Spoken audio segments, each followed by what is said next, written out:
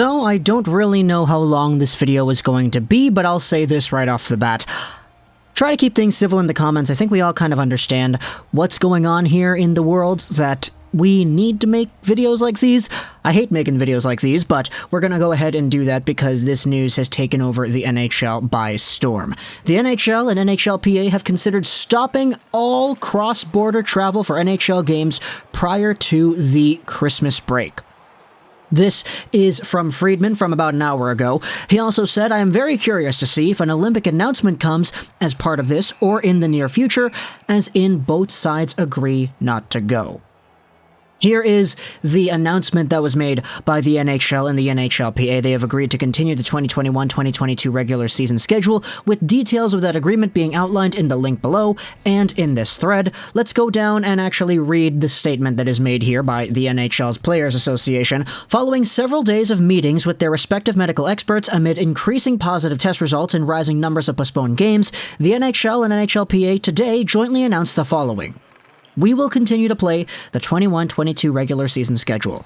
Although there has been a recent increase in positive virus test results among players, coaches, and hockey staff, there have been a low number of positive cases that have resulted in concerning symptoms or serious illness. Therefore, the NHL Players Associations and NHL's medical experts have determined that, with virtually all players and club hockey staff fully vaccinated, cough cough, Tyler Bertuzzi, the need to temporarily shut down individual teams should continue to be made on a case-by-case basis. The effects of recently introduced enhanced prevention and detection measures will be evaluated daily. The NHL and NHLPA, along with their medical experts, will be monitoring not only the number and pattern of positive test results, but also the depth of club lineups so as to ensure both the health and safety of the players and integrity of league competition. Before moving on, this pretty much means that, hey, they still plan to play out the season, and also the fact that most of the players that are going into protocol and actually are testing positive aren't actually super sick to the point where they're coughing or they're seriously ill, they're just sick by label, asymptomatic, maybe mild symptoms, that's what Jim Rutherford said. It's not bad enough to the point that the season should be paused up. And they're also saying at the end here that teams will be looked at case by case, and they're not going to look at one team or one, segment of the league and use that to determine, okay, we're going to cancel the entire rest of the season for the next month or two because these two teams got big outbreaks. They're going to look at things case by case. And they're also going to look at things with the evaluation of the player talent that is available. This is important because some teams, like Montreal, for example, this team is completely depleted. Laurent Dauphin was put into protocols earlier today, and the way things have gone down for Montreal, I think they only have like 3 more players they're able to call up because they have so many injuries, so many players in protocol, and things are just so whack that it doesn't really make any sense to play a team of all AHL guys and a couple of ECHLers against another team that might only have 2 or 3 positive players that are in protocol. The integrity of the league's competition is also going to be taken a look at here when evaluating whether or not a team should be shut down. That's what happened with a few teams. They got shut down because they're just not compliant enough with the salary cap to actually call up players in an effective capacity and actually compete, so that's kind of how things are going to go down. Now on to the next part of the NHL and their statements. The NHL and NHLPA have agreed to postpone cross-border games through December 23rd. A full list of NHL postponements to date can be found here. This is the new postponements that are going to happen. Monday, Montreal, New York Islanders, Anaheim, Edmonton. Tuesday, St. Louis versus Ottawa, Vancouver at San Jose. Wednesday, Montreal, New York, Winnipeg, Dallas, Edmonton, LA. And then Thursday, it is St. Louis, Toronto, Carolina, Ottawa, Montreal, New Jersey, Anaheim, Vancouver, and Edmonton, San Jose. Here is the last part of the NHL and the statement that they have made. The NHL and NHLPA, this is what they said on the discussions based off of the Olympic participation. They say it's ongoing, with a final determination expected in the coming days.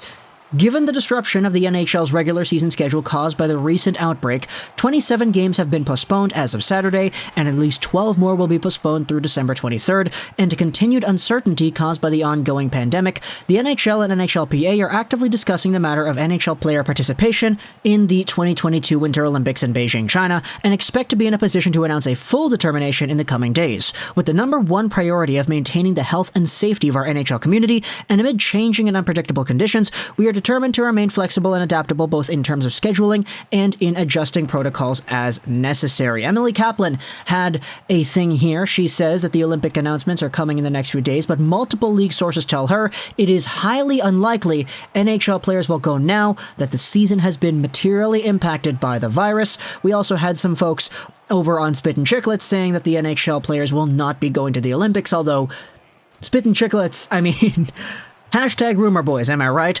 I'll just say this right here regarding the NHL players in the Olympics, that I'm not surprised. And I don't think you should be either, right? With all the discourse that we have seen about the NHL players and the unsettling nature of what would happen should you test positive in Beijing, China, the quarantines, the mandatory quarantines that would be there because it's enforced by the Chinese government, it's overall just really freaky to think about it. Okay, I test positive in Beijing and all of a sudden I'm supposed to stay here for 3 to 5 weeks. Even if I get a negative test anytime within that, I'm not allowed to leave. Like, that is pretty freaky, and it really puts a damper when it comes to, NHL players, because if you're suspended and you're not able to play, you're stuck in quarantine in Beijing, you're not going to come over to the NHL and you're not going to get your salary, I think. You're not going to be able to spend time with your family. This is an extended amount of time that NHL players went through back in 2020 for the bubble because there was a reward. There was a Stanley Cup that they could go out there and fight for in either the Edmonton or Toronto bubble, and that's why the players back then took that challenge. This time, it's a completely different ballgame. You're not fighting for the Stanley Cup, you're fighting for Olympic gold, and you might not even be able to go home for a while if you go out there and try to get this opportunity. That's why I think it was Erik Karlsson who said if that's the case, he is not going to go to the Olympics, which, even if NHL players decided to go, that's already one of the better players that is missing out in this year's tournament. Connor McDavid went out there and said that it was unsettling how those protocols line up if you were to test positive in China. And with all the other NHL insider information coming out from players anonymously, talking about how they are sort of on the fence about the Olympics now that we have this outbreak going on around the league and how things could be even worse if you test positive in China, to me this is less of an issue of saying, okay, well, should we test players who are asymptomatic or not test players that are asymptomatic? And should we stop players who are asymptomatic from playing even though they're asymptomatic or whatever? This is completely separate from that. This is just the bare bone rules. In China, if you are positive, you are not to leave. That's just how it is. And the way things are going down, if that's going to be the case, there's no reason for these teams to go. I'm just kind of upset personally that we're never going to be able to see Crosby and McDavid on the same line. Ah, man, that's unfortunate. Unless, of course, the World Cup of Hockey comes around sometime in the next year or two, or we get the World Championships where teams actually want to go out there and play for their hometown countries. But the Olympics, man, the grandest stage of them all in this respect, to have this not go down, as a fan, it is disappointing, but from the player's point of view, from the logistics point of view, from the NHL manager's point of view, okay, do I want my players to go over there and potentially risk out on losing weeks upon the NHL's return from the Olympics? Imagine if Connor McDavid gets positive in China. The Oilers have to go without that guy, potentially for 2-3 weeks. Do you think any team is going to be able to go out there and say, yeah, that's a risk we're willing to take?